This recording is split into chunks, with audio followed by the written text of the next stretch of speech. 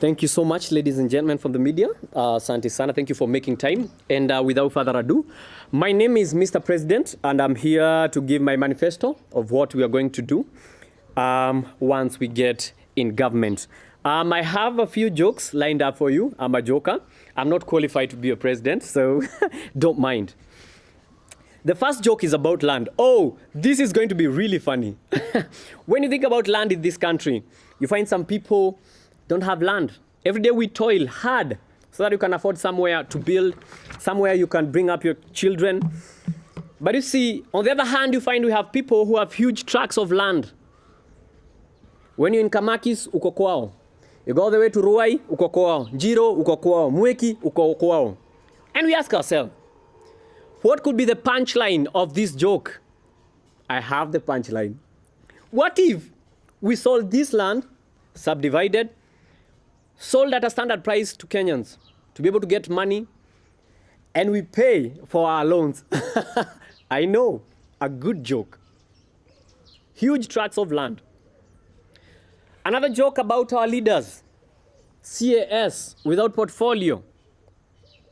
CS running around with huge cars, guzzlers, and security in tow. The joke is, what if we didn't give them these? Just like everyone else, whenever you get a job somewhere, a kibarua, you're not given a car. You're not given security. So it's the same. Kama mtu hataki, akae. Beautiful jokes. Corruption, another beautiful joke I love. What if we actually convicted people? And once convicted, we cut their hands. I know. We cut their hands so that they may not eat with a big spoon. Pun intended. It's all jokes. Am I taking the joke too far? Probably yes. Think about tax.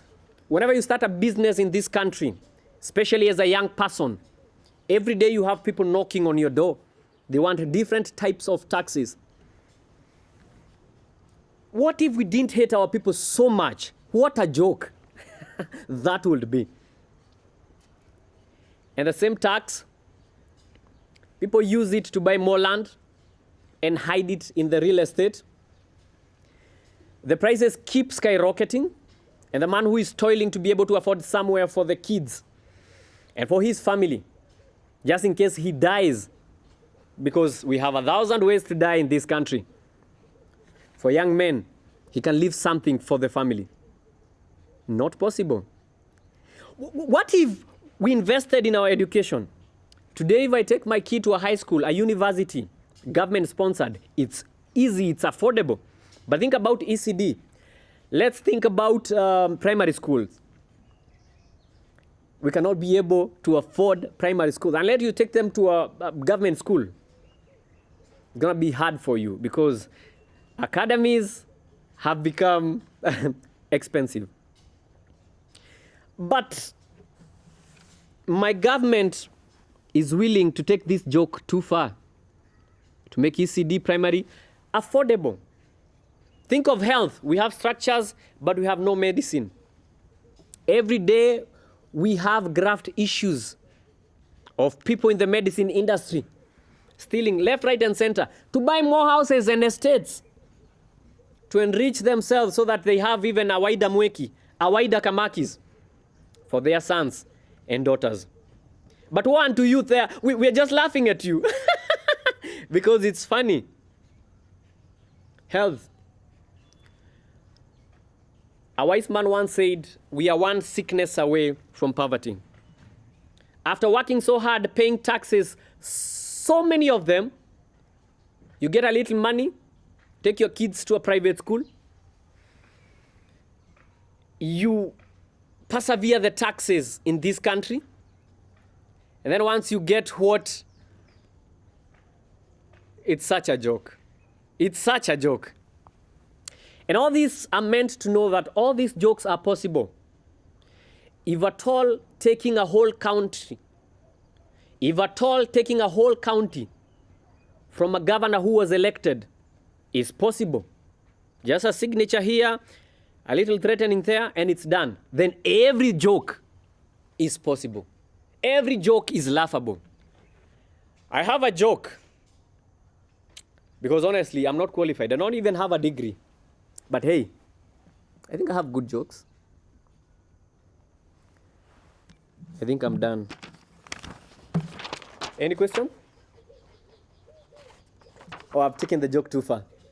Bwana mheshimiwa, una maono yapi ya kusema kuhusu hii mambo ya sipangwingwi, hatupangwingwi?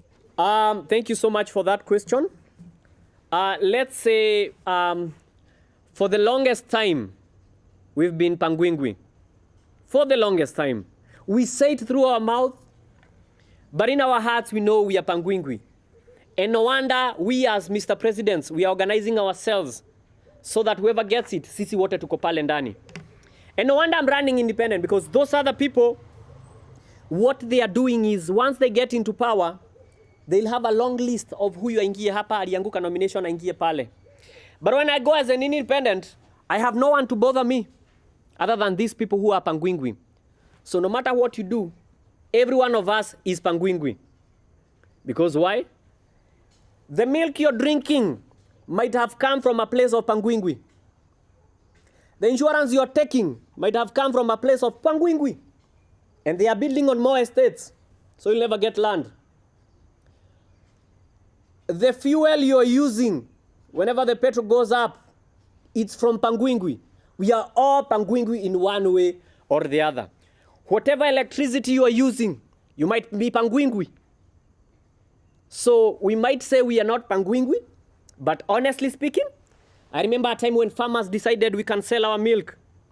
And they started selling. And then it came a time when the government of the day said, you cannot sell milk without ABCD regulation, this license, I don't know from which board.